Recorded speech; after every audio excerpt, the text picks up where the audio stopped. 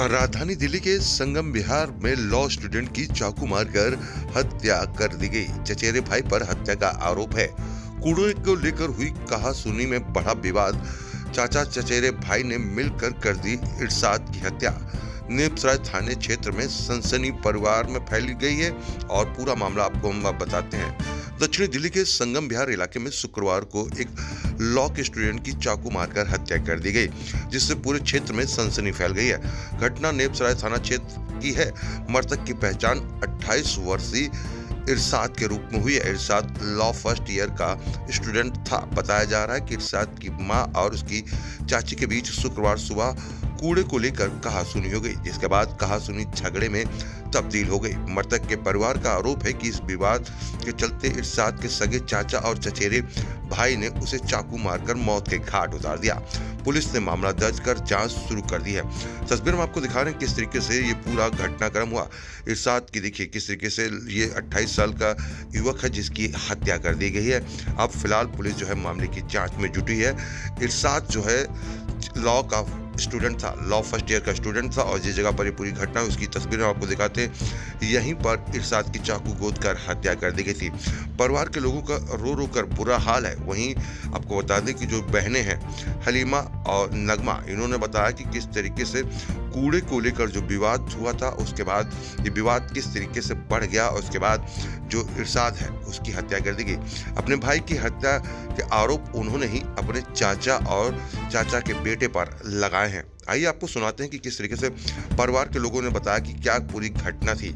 Are Soni की ये खबर अगर आप यूट्यूब पर देख रहे हैं तो चैनल को सब्सक्राइब करें, फेसबुक पेज पर देख रहे हैं तो चैनल को फॉलो करें, अगर डेली हंट पे आर सोनी को देख रहे हैं तो डेली हंट पे आर सोनी को फॉलो करें, जहां पर आपको देश दुनिया की तमाम खबरें मिलती हैं। आइए आपको सुनाते हैं कि परिवार के लोगों ने इस पूरी घटना के बाद क्या कहा और जिस तरीके से युवक की जो चाकू मारकर हत्या करी गई उसके बाद पूरे इलाके में सनसनी फैली हुई। आप देखना होगा दिल्ली पुलिस इस पूरे मामले में क्या कार्रवाई करती है, लेकिन अभी तक दिल्ली पुलिस की तरफ से जो बयान आया है उसमें बता दें आपको कि एक नाबालिग समेत और अन्य लोगों को गिरफ्तार किया गया है। जी हाँ, इस पूरे मामले को लेकर दक्षिणी दिल्ली के थाने में पूरा जो मुकदमा है वो दर्ज हुआ। दक्षिणी दिल्ली के नेपसराय में ये पूरा जो मुकदमा है वो दिल्ली पुलिस के द्वारा दर्ज किया गया है। इसमें आपको बता दें कि 4 लोगों, एक नाबालिग समेत 4 लोगों की गिरफ्तारी हुई है। एक नाबालिग है, वहीं एक मुबारक जिसका नाम है वो 50 साल का है, राजमिस्त्री का काम करता है, इश्तियाक है और रिहाना खातून जो कि 47 साल की हैं।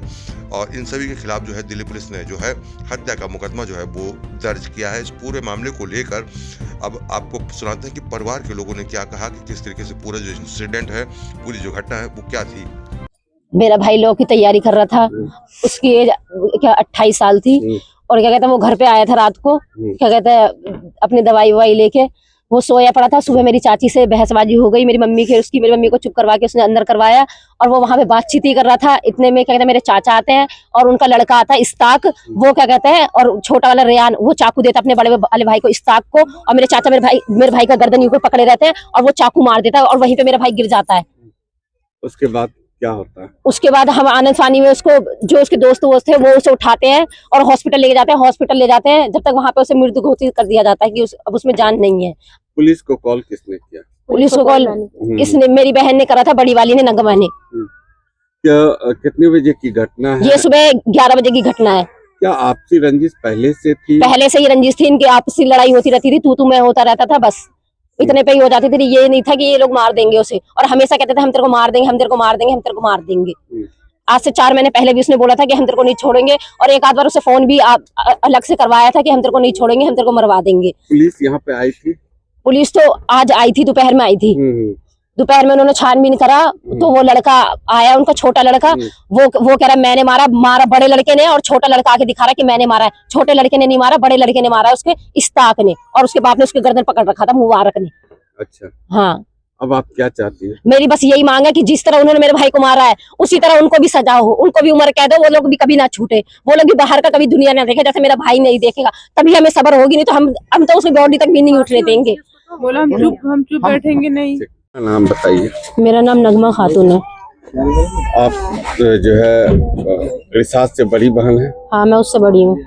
क्या सोची थी? आपका भाई वकालत कर रहा है, उसका पढ़ाई कर रहा है, एक दिन वकील बनेगा, नाम रोशन करेगा, मगर उससे पहले ही जो है आपके चाचा के बच्चे ने हत्या कर दी, क्या कहेंगे?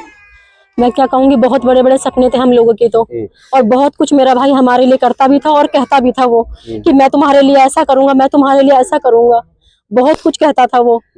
और मेरे हस्बैंड थोड़े से ऐसे ही हैं, वो नशा करते हैं, तो मेरे भाई हमारा खर्चा उठाता था। और मेरे बड़े लड़के को 10 साल का मेरा लड़का मेरा भाई पढ़ा रहा था उसे।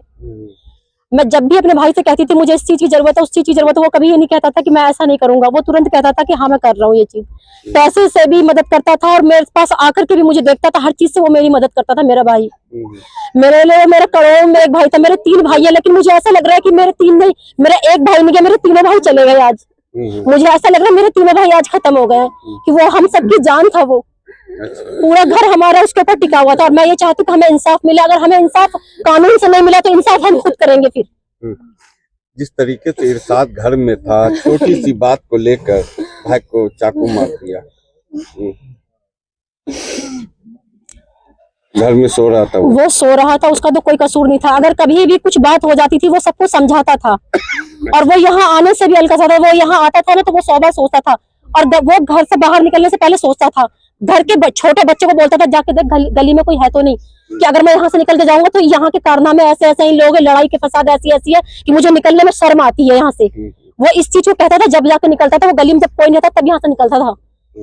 मेरा ऐसा था, वो भाई कभी किसी से लड़ता नहीं था। वो उसे तो, वो तो बेकसूर था, जिसका कसूर था तुम उसे कहते ना, वो तो बेकसूर था, बेकसूर के साथ उन्होंने ऐसा किया है। जो मारे हैं वो कौन है बताइए? जिसने मारा वो मेरे सगे चाचा और सगे चाचा का लड़का है। पुलिस से क्या आप चाहती हैं? हम तो पुलिस से यही चाहते हैं, और पुलिस से भी, सरकार से भी हम यही चाहते हैं कि हमारे साथ इंसाफ होना चाहिए।